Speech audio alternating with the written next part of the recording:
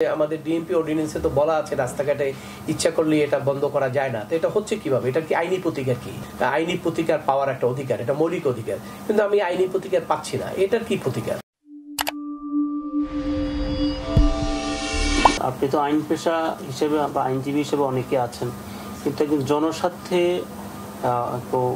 মামলার মাধ্যম দিয়ে রিটকারী আইনজীবী হিসেবে অনেকেই মধ্য থেকে আপনি একজন প্রতিষ্ঠিত একটি নাম। আপনি এই জনস্বার্থে এই মামলা করার বিষয়টাতে আপনি কেন উদ্বুদ্ধ হলেন?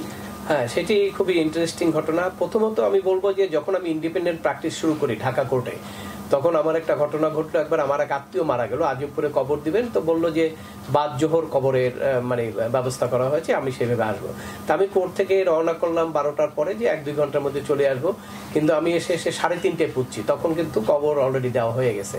কিন্তু এই ঢাকা কোর্ট থেকে এখানে আসতে গিয়ে তখন দেখলাম যে আমার রিক্সা মুভ করছে না, কারণ তখন ওই বুয়েটের ভিতর থেকে কিন্তু রাস্তায় গরুরহাট হতো। তখন আমার মনে একটা চিন্তা আসলো যে আমাদের ডিএমপি অর্ডিন্যান্সে তো বলা আছে রাস্তাঘাটে ইচ্ছা করলে এটা বন্ধ করা যায় না। তো এটা হচ্ছে কিভাবে? এটা কি আইনি প্রতিকার? কি প্লাস আর একটা ঘটনা ঘটলো একবার, যে ডিসেম্বর মাস যখন নাকি আদালত বন্ধ থাকে, সিভিল কোর্ট বন্ধ, আমার কাছে এক ক্লায়েন্ট আসলো, তার একটা ইনজাংশন দরকার। তখন আমি আদালত খুঁজে পেলাম না যে কোথায় যাবো, কোর্ট বন্ধ।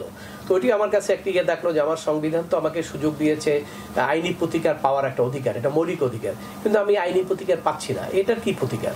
ওই থেকেই চিন্তা ভাবনা শুরু হয়েছিল। এবং পরবর্তীকালে আমি যখন আমার সিনিয়রের চেম্বারে ছিলাম, আপনি জানেন যে 2001-এর পরে যখন 4 দলীয় জোট ক্ষমতায় আসলো, তারপরে কিন্তু এই বর্তমান প্রধানমন্ত্রী থেকে শুরু করে তার বোন, আওয়ামী লীগের যত লিডার ছিল, সবার বিরুদ্ধে বিভিন্ন মামলা মোকদ্দমা হয়েছে। এবং প্রত্যেকটা মামলা মোকদ্দমায় কিন্তু আগাম জামিন থেকে শুরু করে সবকিছু কিন্তু আমি এটার মধ্যে জড়িত ছিলাম স্যারের চেম্বারে। এবং সেই দিক থেকে আমি দেখেছি যে একটা বিভিন্নভাবে যারা রাজনীতির সঙ্গে জড়িত, তাদের সঙ্গে আমির ইসলাম সাহেব যেভাবে কাজ করেছেন, সেদিক থেকে কিছুটা আমি উদ্বুদ্ধ হয়েছি যে মানুষের জন্য কিছু করা যায় কিনা।